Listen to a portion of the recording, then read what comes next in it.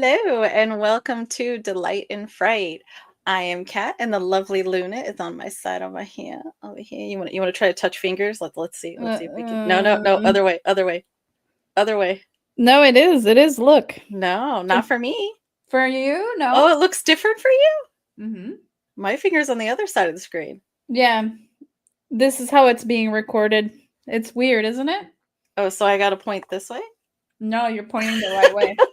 Whatever. Okay, tonight we are covering one of my personal favorites, The People Under the Stairs. This is a 1991 film back in the day for some of us, or some of us like Luna that was not even born yet. I was still a sperm or egg or whatever. Yeah, but you out of millions of sperm, you beat them all. See, we're all instantly born winners.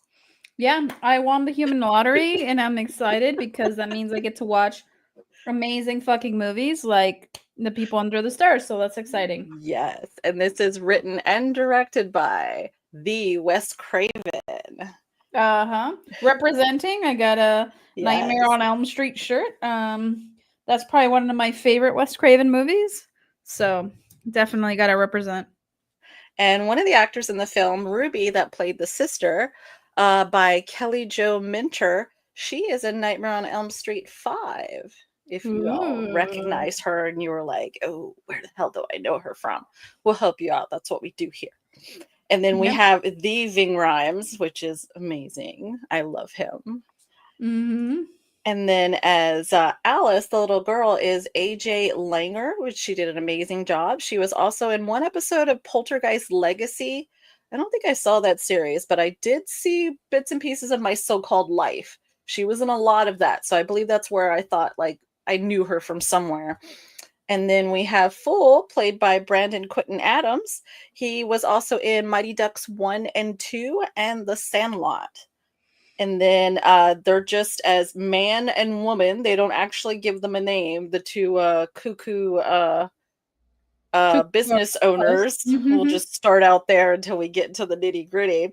The man is played by Everett McGill, and he plays the priest in Silver Bullet, another one of my favorite all-time werewolf films. And he was also in Twin Peaks, 2017, and the Werewolf series, which is another old 80s show, but I just loved the series because they just ripped their faces off and it was really like gross. I'll definitely get you into some of that, Luna, once I gorge myself on it. And then the woman is Wendy Robbie.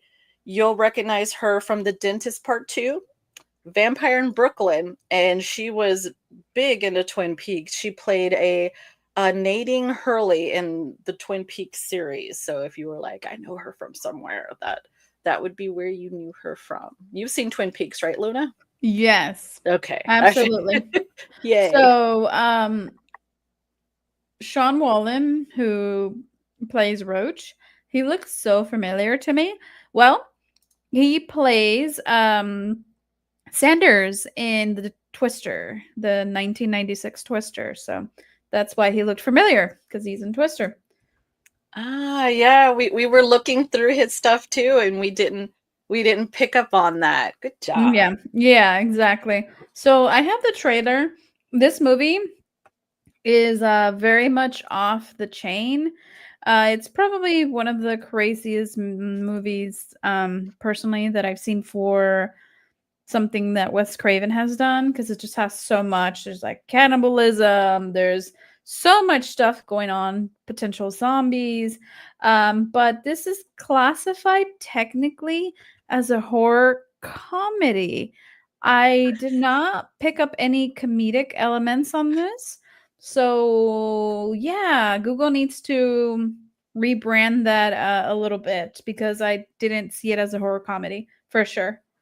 I think it was just so outrageous. That's what was the Mm, comedic part of it, so over the top. And definitely we'll get into the one-liners and things like that that kind of yeah, give it that comedic twist.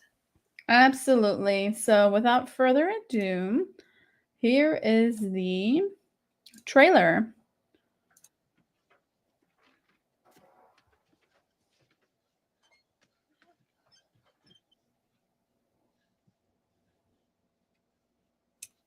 I'm not hearing anything, Luna.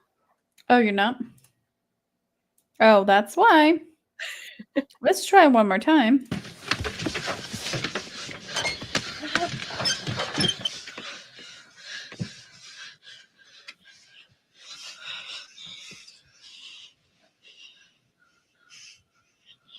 Thanks.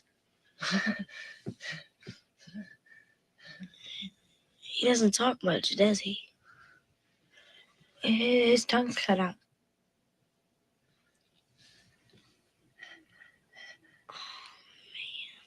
Well, Mommy caught him trying to call for help one day, and Daddy had to teach him speak no evil, right? Your father's one sick mother, you know that? Actually, your mother's one sick mother, too. Shh. Speaking evil. They'd kill you if they heard a word you just said. Roach. Roach is my friend. And Roach? I'm Poindexter.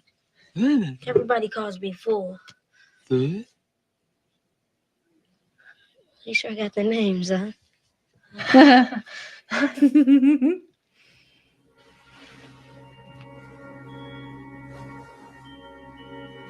This Leroy?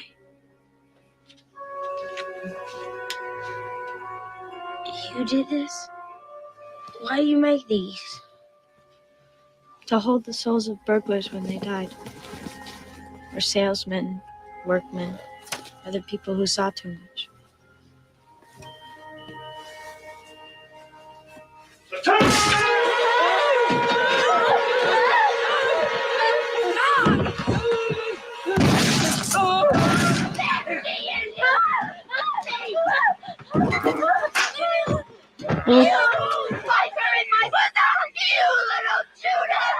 What I do with the mommy? It is time to clean house.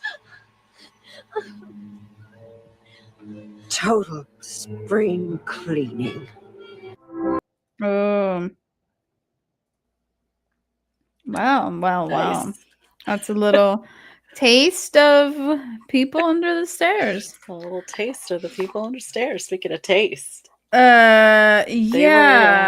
There's a eating lot people. of so there's a lot to dissect with this movie.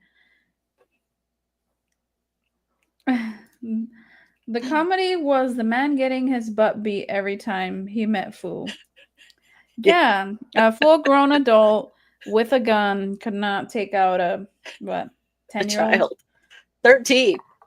Oh yeah, lucky Yeah. 13. That's why Yeah. he's like, oh, it's a very unlucky number. Yeah. As my birthday, we're gonna go rob. Yeah, very unlucky. As Ving says, unlucky anyway. You're too old to get tit and too young to get ass. Words to live by. Yeah. Deep shit right there. Deep. Yeah, it makes sense.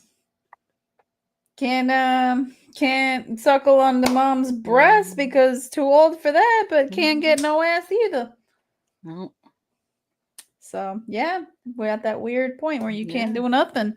You can definitely, dick punch some asshole in a gimp suit. Yes. So Tyler says, I just picked up the new 4K release. I need to rewatch it. Yeah, Nice. you should really rewatch it. It's so much fun, and welcome in.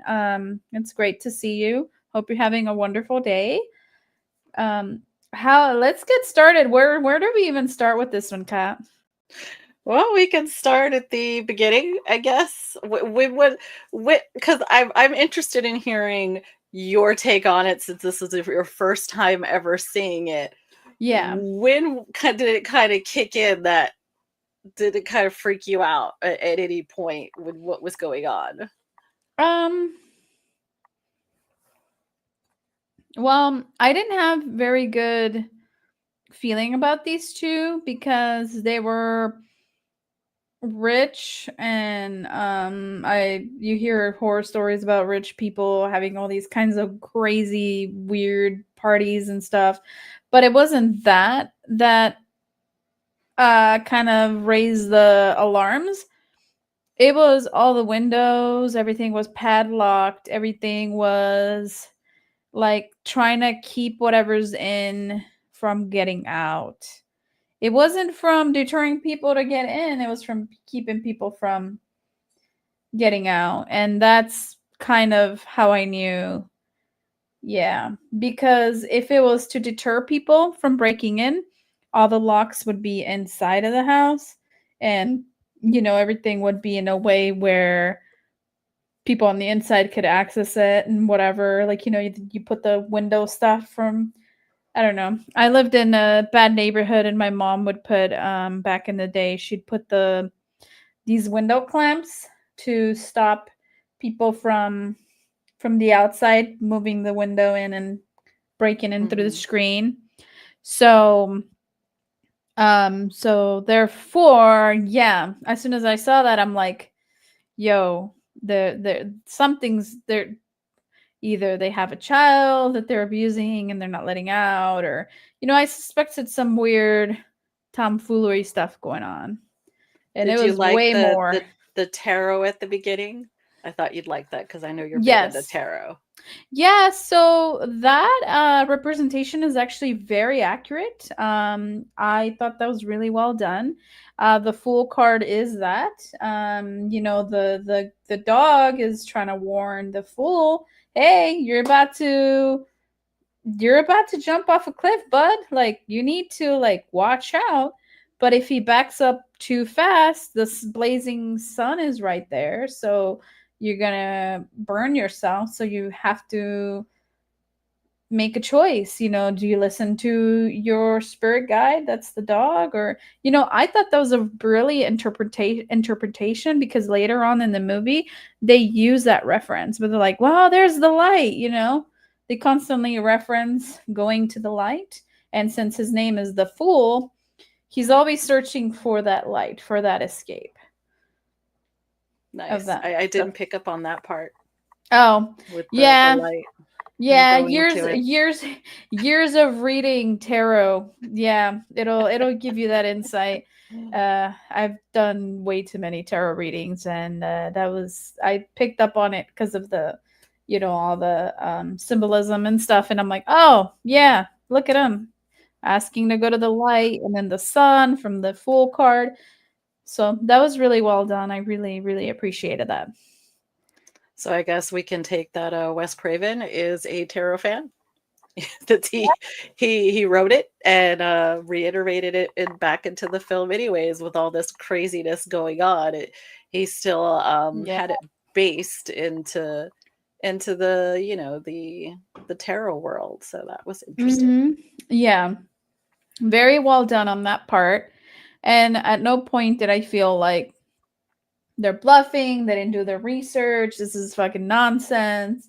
Like, in some movies, they show the death card and they're like, oh, you're gonna die, there's a death card. And I'm just like, that doesn't mean death. That means change. Come on, people. So what did you think about when you saw what happened to Spencer, the so-called gas guy, the first guy to go in? His hair's all white.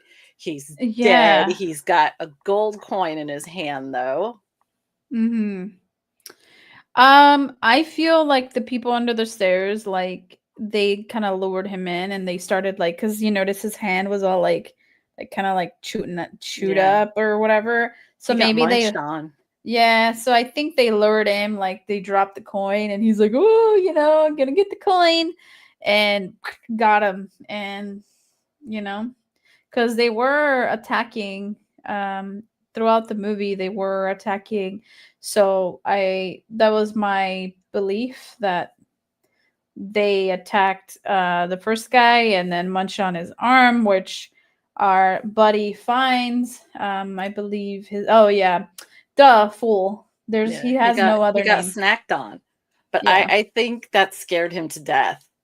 Because his hair turned all white. So I think he got... Yeah, and that was kind of the first time I feel the Fool really realized Okay, this is gonna be more than your standard robbery of loot and run out real quick. Yeah.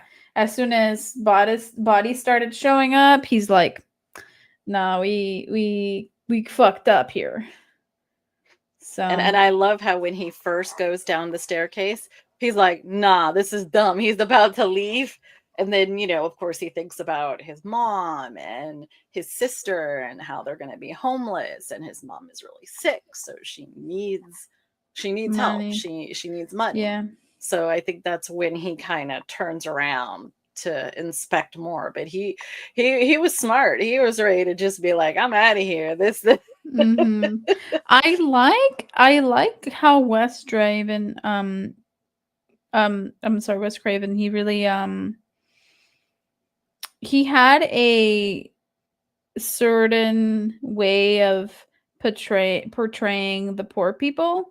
The poor people were very forsaken, very everyone's being evicted. We're in this state of we're about to lose everything and our life is shit. And the rich people were portrayed as, you know, cannibalistic, all consuming psychopaths, sociopaths, like the worst of the worst. So I really liked his use of the undertones of how the poor struggle with it was a little political, and I feel like that really hit home for me, especially now with our current climate, with finances and everything like that. So I felt like that was very relatable, especially for now, and I think he had a lot to say, and we'll talk about it more later, but the scene at the end. Oh man, that made me so happy. It had a happy ending, to be honest. Yes, definitely. And I think that's where some of the comedy comes into play too. Yeah. Just the way it all ended. And yes, definitely it was culture clashing, so to say, and Oh then yeah. showing how the greed, the need to just consume and consume and just it's never enough, right? And and Yeah. and, and we learned a lot about that from Zeph as Right. well, with Mhm. society and how the rich just more. It's never enough. It's Enough. an addiction, like Axel. I used to do a little, but a little wouldn't do it, so the little got more and more. There's my Axel Yes. impression. I'll stop. I'll spare you all. No, for sure. And the grandpa was the one that enlighten us with this whole story about my I say is fucking sick because they like most made out with each other. There's some Game of Thrones Yeah. brother sister fuckery going on there that Yeah, they I'm just like to like, keep it in oh, the family. apparently that's what rich people do. Yeah, but the grandpa enlightened us about their situation and how they started buying all this and they wanted more, and then they started evicting people and turning into offices and charging more and doing more crazy shit. Uh, so eventually, the whole town was basically owned by these idiots, basically. Hmm. And they still wanted more, and they were starting murdering, cannibalizing, and it yeah, it just shows you where Wes's head was at, thinking, I'm gonna create these people and they're gonna be representational of greed. It makes me wonder too about their parents. Like, Mm-hmm. how did their parents raise them? Or it kind of feels like their parents died while they were really young, and then they Mm-hmm. kind of raised themselves. That was kind of the feeling that I got, that their parents didn't really raise them, or like they had nannies or whatever taking care of them, and the parents just like didn't care, and maybe they, jet set it off somewhere and died. I don't Yeah, they weren't really. know. Yeah, or like trust funds. They were like $1 billion trust fund babies or whatever, and they want more money because apparently that's going to give you more happiness. But you know, it's what I what really like stood out to me the most is they took their quote unquote daughter from somebody. So Alice, poor Alice Mhm. wasn't even their kid. They just took None her. of them were. Mhm.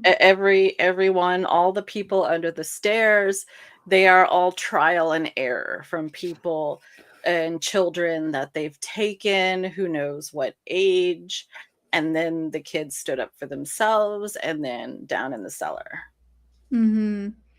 Yeah, that was super upsetting to me because they oh man, the scene that really got me is when the mother had made that dress for her and she got blood on it from the whole No, from she didn't get stuff. blood on it.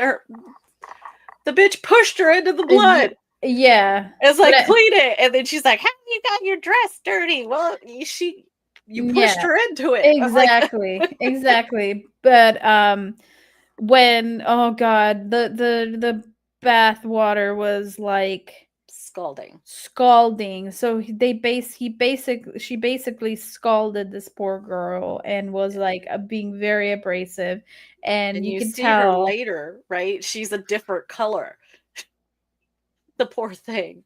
No, yeah, that was super upsetting because that was portrayal of child abuse, and that was super like ugh, it just made my skin crawl because even though this is in a fantasy setting, it's showing horrific things that can happen in real life because there could be parents that are horrific like this.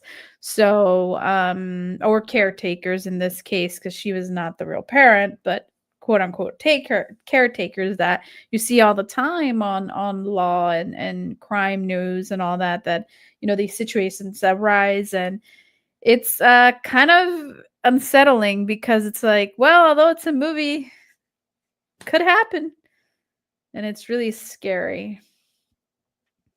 And what did you think about Roach? Oh, I loved him. He was my favorite. He had that anarchy, fucking fuck the police kind of vibe. He knew his way around the place, even though the guy or whatever the fuck we're calling him, I guess, man, The gimp. that's the Just gimp. call Oh him. my god. So yeah, the quote unquote man he wasn't even given a name by Wes Craven. He just said, "Nope, not giving you a name because you're not worthy enough to have a name." So the whole scene with Roach running around and trying to catch him and not catching him, and they were doing the whole Scooby Doo chase thing going on throughout, and then he was like shooting holes through the wall and then they'd be fixed like so quickly. That was like when the cops showed up, there's like no gunshots anywhere to be found. I thought that was pretty hilarious. But yeah, it was I liked Roach because he was not gonna subdue to him.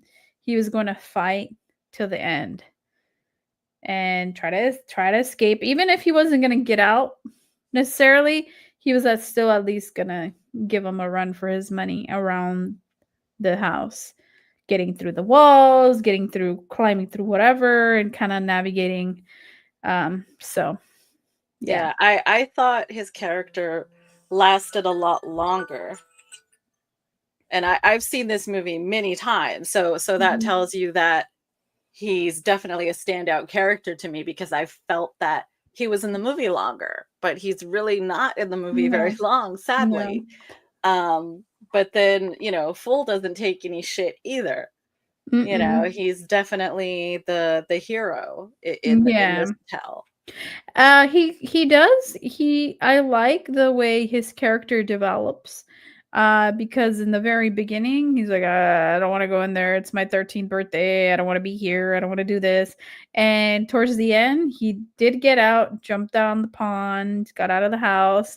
But even then, he was like, nah, fuck it. I gotta go back and get Alice out of there. So he went back willingly, knowing that harm could be was imminent there, but he didn't care because he was trying to say, "Fuck it, I'm gonna try to get Alice out." Um, I think Alice, the first time that he got out, I think she didn't jump out of the window, uh, because she had never been outside in her life. So she's like, "Ah," Yeah, and she hesitated. even though you're complacent with the abuse that may be going on, it's scarier. The unknown is a lot scarier, even if the unknown is better, because a certainty is better than not certainty, even if that certainty is horrible. You see that with a lot of victims. I know this is like an insane I know this a lot of the stuff that we're covering is very triggering, but this movie has a lot of these very heavy things that occur, so that's why we're touching base on it, but we apologize if anybody is But triggered. definitely there's the good side of it too, Oh because yeah. she was scared to make the jump with him. She ended up saving his life, because if she hadn't have been there to grab the shotgun from daddy's hands, he would have shot him. Mhm. Bull would have been dead. Oh So, yeah. Oh and yeah, for she sure. risked a lot for him. Alice, put her neck on the line for Fool, and Fool definitely returned the favor. I mean, he called the cops, and of course, the cops, you know, They were they were being buttered up. placated, yes, Yeah. with the cookies and the tea or the coffee or whatever. And they had that Um, one switch that, like, made everything look kind of magically better. normal. Yeah. Yeah. That was fucking I think that might have something to do with how it was able to hide the shotgun holes and everything. I don't know. I don't know either, but I thought that was kinda crazy. But yeah, no, it's very interesting to see how Alice also evolved too, because she went from being this scared, subordinate, girl to at the end even pushing the gun away from her quote unquote father, and also too, like, getting into that fight with her mom at the end as well, And just like the stabbing her whole ass yeah, with her. like she was finally done with that shit. And to me, what was kind of the climax was when all the people had showed up at her door. All of the tenants that were evicted, everybody that had been harmed by their lack of rent control and being like, "Well, you're gonna have to pay 3 grand or else you're gonna be evicted." Mhm. And I think that was pretty awesome. She's like, "Oh, it's just you, nobody else." And then like freaking like 200 people show up at your door and you're like, "Oh shit." So that was pretty cool. And what did you think about Prince, the poor dog? There's multiple types of abuse in this film. There's animal abuse as well, guys. Oh yeah. Sorry. Yeah. But 4 different dogs it actually played Prince. So no actual Ah. dogs were hurt, but No. in the film, poor Prince is not taken care of well by them. He's just used as security, because right after they find out that Prince is dead, yeah, Like, the "Oh, the we'll get a new female, one yeah, if the female, she seems a little upset about it or whatever, but then it's like, "Oh, we gotta go pick up another dog tomorrow, a to bigger one." defend us, a bigger one to defend Mhm. us." I'm like, so what's interesting is they trained that dog to be that vicious and to eat um human flesh, Yeah. because dogs are not gonna just by nature they're not gonna be like, "Oh, I'm gonna attack you and eat you." They have to be trained to do that. So they train this dog to respond to human blood and meat and see them as, "Oh, look, that's you're gonna hunt and you're gonna eat." So yeah, they were just using him. They never beat him, or they I don't they never beat him, but they had him in appalling conditions, like his little area where he slept, where Mhm. the boy went And then they over had and a said whole rib Prince. cage a whole rib cage there, so they were obviously feeding him the human flesh for him to get, a liking to it. Yeah, they were kind of training him in a essence to be a murderer. And So, but that also reminds me too, at the beginning, we learn that Fool is very smart because he understands electricity. He not only gets shot by the door, but then Ving has the dog attached to him, and then he grabs Ving and is pulling him with the dog. I was like, I've seen this movie many times, but I was like, wait, what's going on? Why is he doing that? And then he goes and touches the doorknob, and the voltage goes through and hits the dog the most and takes the dog down for a little while. So that was kind of a good way for Wes to let everyone know that this kid's smart. This is a bright child, even though he's just 13. No, yeah, he had a good understanding because he wanted to be a doctor. Yes. And everybody was making fun of him, like, oh, how are you gonna put this kid through school when you can't even pay rent? And like they were just really being really mean to him and his mom, and like kind of making fun of what he wanted to do. So I don't know. It was really sad to see that because like he was very smart and he did want to be a doctor. So I'm like, I hope he became a doctor. I mean, I hope he got over this traumatic experience But and that then was the only person really picking on him was Ving. Mhm. And Ving, I guess he was dating Ruby. Who knows, how long, or if he was Yeah. just a friend. She didn't really seem upset about him being dead. So I think he was just a friend, of hers. And But just, yeah, I think they were like fuck buddies. yeah, friends of privileges. And Yeah, and it's like, yeah, I'll get another friend with privileges later, like kind of thing. He's like a no name kind of and Monday night booty call kind of guy. I love the part with his dead body, his corpse being used as a puppet by Roach to scare other Oh the yeah, other cellar dwellers. yeah. And then they're like, hey, I was like, oh my god.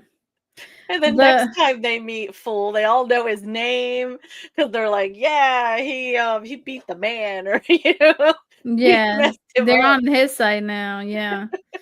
Um, but Roach is the comedic relief. Every time he comes around, something comedic happens. That scene that like made me a little nervous, but then it ended up being like kind of silly and quirky and funny was when it was him and Fool and they were running and they opened up a trap door or somebody opened up a trap door. I forgot who. And then the dog kind of got on Mhm. this platform and then slid down Yeah, the yeah, little yeah. That ramp. was Roach. He pulled he had that set up for the dog, and Yeah, but see, comedic relief. that Every was time he definitely shows funny up, how he slid into the living room, yeah, and I she's like, was "What the?" yeah, I was nervous. I was like, "Oh, please don't tell me this dog's gonna fucking splatter everywhere and I'm gonna have to see it." I was like getting kind of nervous. But then when like I saw him slid and everybody and he was like all like "Ooh," like he was fine. I'm like, "Oh my god, he's fine." I was like kind of rooting for the dog in a kind of sad way because I'm like, no, he's a product of his environment. He's not actually evil. If he got given love and the correct treatment, he could probably be rehabilitated, but it would take a very special dog trainer to be able to remove all the training that he's had, all the bad stuff that he's been trained to do. So, but I was kind of cheering for him because I'm like, oh, well, he's not really he's not really the villain here. He's a victim of his environment. But yeah, so when he was sliding down, I was like, don't die, buddy. Mhm. But yeah, no, I always have a soft spot for creatures, especially because they don't really have malice. So that's why I was like kind of rooting for him. I know he was doing some bad stuff, but at the command of the man, because he's like, what did he tell him? Like kill or something, or Mhm. and then that was his command to go. He was very trained. As soon as he said those words, to run off and catch whoever, and the dwellers were very scared of the dog of Prince because the man was always threatening the dwellers are like, "Oh, you're lucky I don't make him come down there." So I'm like, he's definitely done bad things to them with the dog because why would that be a threat if bad things haven't happened to the dog? You know what I mean? And the cellar dwellers, they're a product of their environment as well. You Yeah, know, they're they not wouldn't be bad either. eating people if they had something else to eat, sadly. Yeah. But that's all he's fed them. And they're kind of zombified. Um, and they are zombified because if you eat human meat, it has a weird chemical that makes you go cuckoo. Like you get like mad cow disease, but for human. That's why like a lot of places are like, don't eat human meat. Because I forget what the name of the chemical that's in human meat is called, but it like you get the equivalent of mad cow disease, and you would get catatonic and zombified, just like And what we yeah, saw. they're being nutrient deprived. That's why their skin is so white as well as No because they've sun, gotten no light. Exactly. no light, vitamin deficiencies, all kinds of deficiencies. Not talk about no shower, no water, no where are they gonna poop? Where are they gonna And I love that they were making masks out of arts and crafts, other man. people's, yeah, flesh. They got nothing to do, nothing to play with. I mean, they're children. Fuck it. Yeah. They've Sadly, been they haven't been. and it kind of begs to question how long have they been doing this for them to be picked up as children and then kind of have the adult statures by now, like how long have they been kept in these conditions just eating human meat, and it's bad, like awful. So yeah, I felt bad for them.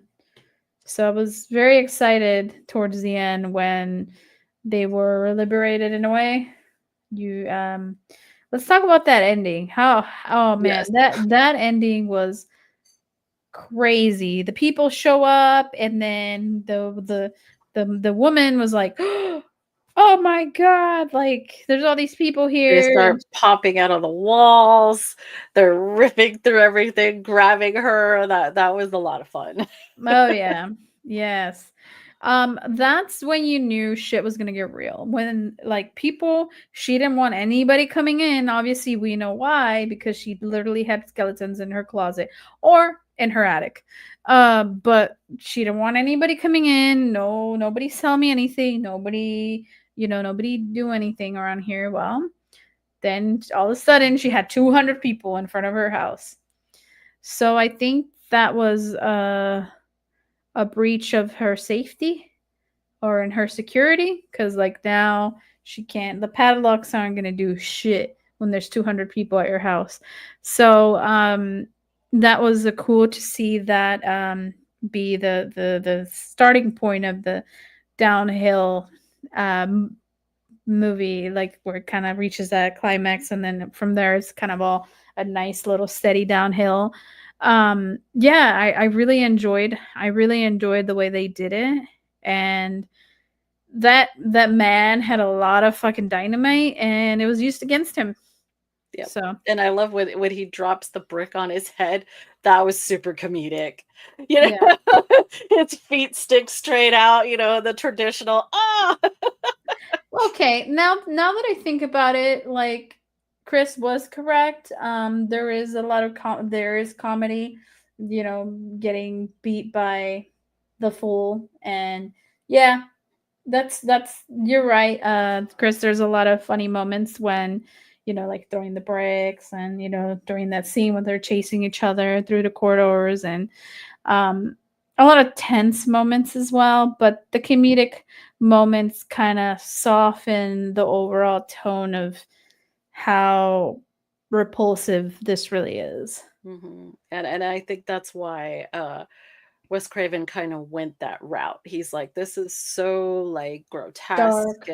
and dark and over the top. I have to just go a little extra with it, Yeah. to lighten it a little bit and make the victory that much more fun in the end. I think if it didn't have those kind of shenanigans and kind of little comedic hints or one-liners and things like that, I don't think the victory would have been as sweet at the end with the money Yes. exploding and it's raining money and everyone from the neighborhood. But It's it like was picking up money and mhm, like sad too because they had all this money and this is how they chose to live. Like, they mhm, coulda traveled, seen the world, but no, they were just so they didn't want closed that. off and so afraid of the outside world themselves that they would just Mhm, take from the outside world, people, whatever they wanted, and then just hoard it. They were hoarders. mhm. Oh, yeah. Oh, yeah, absolutely. And we have Juan in the house. Hey, Hey, how's it Juan. going? Long time no see. Welcome to the Right? show. But, to me, it felt very awesome to see the money raining down and the music choice that they did for that scene. Perfect. Perfect. It was like a song, an ode to the people. It was a very much like this is for the people kind of vibe and everybody collecting money. You see some of the zombified people Mhm. like kind of leaving Just and walking out, just just like, walking "Oh, out like, oh, this I stars." don't whoa, what is this? Kind of they're everyone's liberated and everybody the community is given everything that pretty practically that was taken from them. So that was really, really good to see because we fucking hated those two. And brother sister couple duo gimp cannibal bullshit that was going on in their humble abode was not a vibe. But, part of me was like, I hope Alice has found her parents. You know what I mean? Yeah. And I hope they all found their original family, but sadly, Yeah. their family may not even recognize them at this point, especially Yeah. the The ones that more are grown up. They're like full adults. and zombified looking, they're malnourished and they might not look like what they would have looked like if they grew up in a normal environment. I'm just wondering, like, what's the rest of their life gonna look like now? No, And it's then Wes fun. is like, "Roll credits." Yeah, it's fun. It's fun to think about. Like he left it at like there's no follow-up to like what happened. It's just the kids collecting the money and the grown-ups and everybody collecting the money off the streets and then roll credits.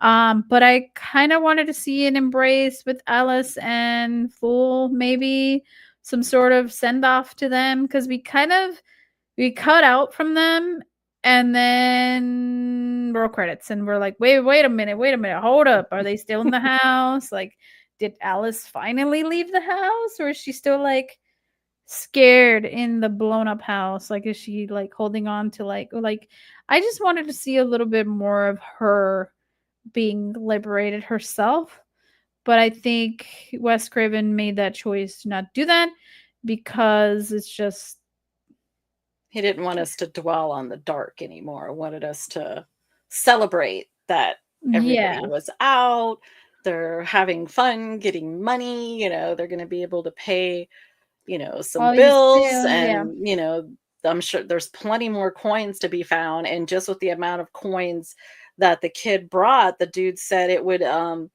pay up their rent until the year 2000. So that's like 9 years of rent, take care of mom's surgery. So, so we know he's going to doctor school, he's gonna be a doctor, he's going to med school. Yeah, he's gonna get to med school. Yeah, Just that's one of always those a great thing. coins is getting him to med school. I know, that's amazing. Chris said the ones that got away from the basement become CHUD later. Cannibal wait, cannibal humanistic underground dwellers, yes! You've seen Chud, have you, Luna? No. Oh my god, that's next, we gotta see Chud. We gotta have a whole, like, mutation marathon. I body horror is like one of those that I'm like, No, "Whoa." this is cannibals. Cannibal Humanoid underground dwellers. That's what CHUD stands for. Cool.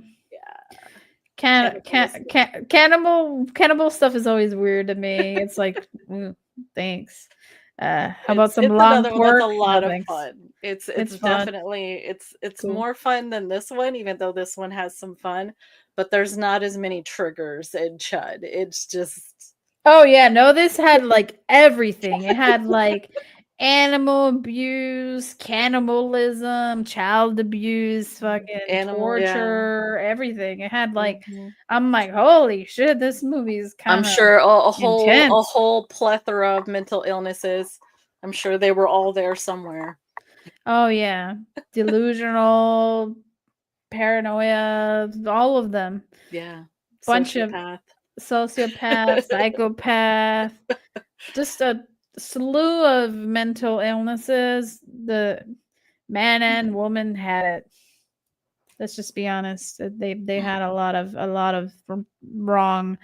But yeah, other than that, the ending was great. I hope Alice is doing well, and I hope Fool finally got to med school and is successful. I mean, let's look at Wes's other work. I mean, look at how Freddy started out. You know, he was a son of a hundred maniacs or 1,000 maniacs, and he was murdering children. You know? Yeah, no, he So definitely it's very explores. dark. He definitely explores a lot of mental health issues, and he goes where people tend not to want to go because they're like, nah, we're not gonna go there. Mhm. Let's just make a axe wielding killer with no background. But And he you gave know, depth. his bad guys have such flair. I mean, even in this, he didn't have a name, but like "Ah, I'm gonna shoot the blah," like just having them all in his gimp suit, like going at it, having fun. Yeah. And then we have the amazing Robert Englund that played Freddy so well that people just loved him, even though he has this terrible backstory. Yeah. And it kind of reminds me of Suicide Squad. Yeah, Suicide Squad, right? With the weasel. The weasel. Remember he's like he was supposed to like kill children, but they've even because everybody just loved him so much because he's Yeah. so silly and crazy. Like in the cartoons that they're doing of it, we find out that that's not the case. People just think he killed those children, but no. No. Weasel's cool. Weasel's cool. He's a Yeah. good guy. God. Yeah, sometimes you gotta retcon stuff because it sells better. Mhm. We've seen a lot of that happening out there. Let's just fix this part of the universe because it'll sell well with the audience. That happens a lot. That's happened a few times in Marvel. That's happened a few times in a few things. So, whatever sells, I guess.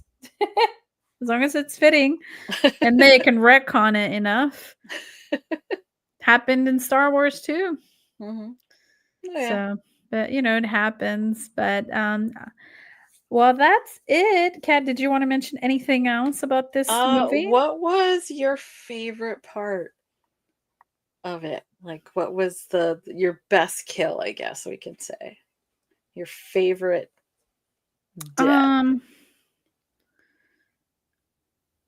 Not death because he didn't die in that way, but at the bottom, the friend that went in first, he was in that like swamp looking thing and his rib was kind of hanging out, like popping up from the water and stuff. That was some cool effects in that scene. And I was just like, Yeah. whoa, that rib looks all cool and the water looked all fucking gross. And Yeah. Because so that's where he's been dumping all the parts, all the body parts that he didn't feed to them or whatever. oh So my God, it's can you just imagine the like smell? oh God. Yeah, no. No. But that was And really where do good. you think the cellar dwellers have been pooping and peeing all this time? That's what I mentioned earlier, yeah. Yeah. They have no sanitation. No. Everybody must have like. I'm surprised nobody's died of dysentery in there. I'm sure they Probably have. some. Remember we saw all the bones in there? That was probably someone that died and they just ate them down to their bones. They're like, "Well, they're dead. Well, We're they're there. hungry." Nah, Yeah. they Yeah. would want this. Yeah. Yeah, there's a lot of fuckery down there, but they did light it really well, and the special effects were really cool. The props, the guts and gore and ribs and the water and all of that from that scene just kind of stood out to me, and I think that was a cool scene. I will say that's probably my favorite. What about you? Mine was when all the people from the stairs start bursting through the wall and just Oh, is that when they're using the grabbing her. flashlights? No, when at the very Oh, when they at the get very end her. when they get her. Yeah, Yeah, yeah. when they Mm. start popping through the walls and just like, everywhere. But one of my favorite lines in the movie was when the kid tells her, because he's trying to get out, ideally, Fool's trying to get out. And then, Alice tells him, you can't get out that way. Yeah. And then he says, or she says, I'm not sure, sometimes in is out. That's Mhm. actually a really deep line because it's very true. Sometimes Mhm. looking inward is our way out instead of just, focusing on what everybody else is doing. Maybe we need to look inside ourselves to solve the problems. Yeah, I think that was a really deep quote, and he came back for her, so I kind of attributed that to him coming back inside to get answers and finish everything off kind of thing. So I feel that was relating to that, but it could be also relating to the watcher, the person watching the film, where sometimes the answers aren't out there. Sometimes you gotta find it within you first, and then once you find it within you, then venture on. Because a Yeah. lot of times people who have been through terrible things, such as these poor cellar dwellers have been through, and the people under the stairs, people who survived the Holocaust and things like that, they had to really go inside themselves. So to Mhm. to get out and to survive, they had to go in. They had to just go deep within themselves and kind of create their own world where they didn't give up hope, where they didn't give up that there's something after this. Mhm. Yeah. Yeah, it's some deep stuff. He is not playing around with the tone. He is giving us a little bit of the comedic reliefs here and there, but a lot of this is very deep and very intense. And I really like the way he put everything together very nicely. It was a pleasant watch. There was nothing in this movie that I was like, nope, can't watch it, gotta turn it off. Like I did with Hostel. I just could not handle that one. But How many stars out of 5? I would give it a solid 4.5. Yeah. Very good. Perfect timing, very well pacing, good use of practical effects. Um, yeah, there's no complaints. Nice. I give it a 5 because it's just one of those, favorite films from my childhood. Just Yes. silliness and insanity. I can remember watching it with my mom or dad, just like cracking up, like, what the hell are these people doing? Just like, what the Mhm. why? And it's just obviously, watching it now as in my 40s, you can take it on so many different levels, and it's definitely a timeless film. So I'm glad you enjoyed it, and I'm glad I got to share it with you, Luna. Yes, thank you so much. That was such a treat. Next week, I'm not 100% sure. We'll plan something extra special for you guys. The only thing that's currently in the works is something in March, from a previous guest. We did something with them. They have a new film coming out and they'd like to discuss that with us. So we'll be doing that later in March, something to look forward to. And on February 20th, we are going to have Ellen Schreiber, who is actually my favorite writer. I reached out to her and I read all her stuff in high school. So I'm like super excited for that. And I think it's going to be great to have her on and be able to discuss some of my favorite works. She has written manga, the Vampire Kisses series, and a few werewolf stuff. So a lot of fun. You geek out. I can't wait. Yeah. Yes. I read, oh man. And I still think about Alexander, which is the main vampire in her series. And I'm just like, he doesn't twinkle, right? No. I'm like, where the fuck is Alexander? Like, he has a regal vampire thing, you know, the whole opera. Oh, like the fluffy. The mystique, the extra. We're going extra, darling. We're going extra gothic. Yes, that kind of vibe. We love that. We need that. And Alexander, where the fuck are you? In moments where I'm like, let's go take over the world and beat up people. Where are you? Just beat up random people. Yes, we could totally beat up people. Well, he's in his crypt. You know, you got to hang out in the graveyard, you know, like Buffy the Vampire Slayer. And then, you know, he'll pop out and know karate like they all do with Buffy's in the graveyard. Yeah, I just got to remember the cardinal rule about that.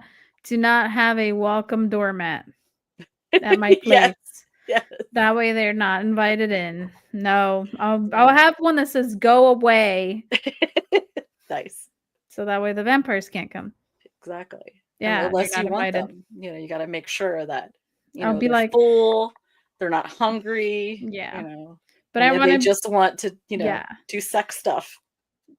Yeah, but you can override. I want to be able to override the go away, Matt. I want to be able to like, that's overridden. You may come in, but if I don't want him to come in, be like, no, follow the mat. I wonder if you could do like a one-time entry. You know what I mean? If you could put stipulations on it, you know, like you could come in this one time, you know, so they're not just like helping themselves to your, to come your whenever. stuff, you know, you're just like, you got their dick in at least your, they're like, at least you're like, what the hell?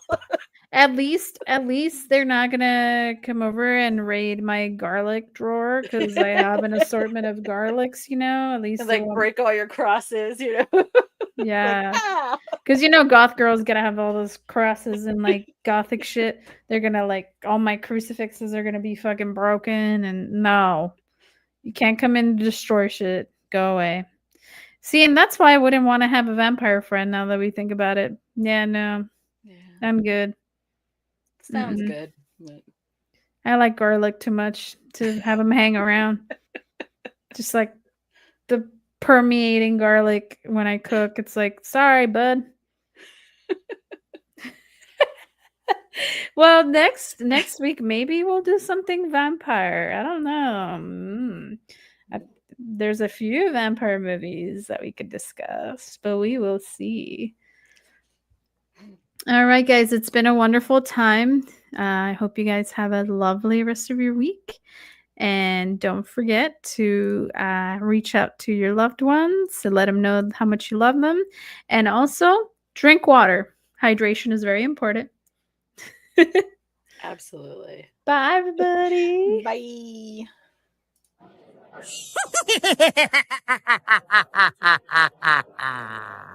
Hello, boils and ghouls.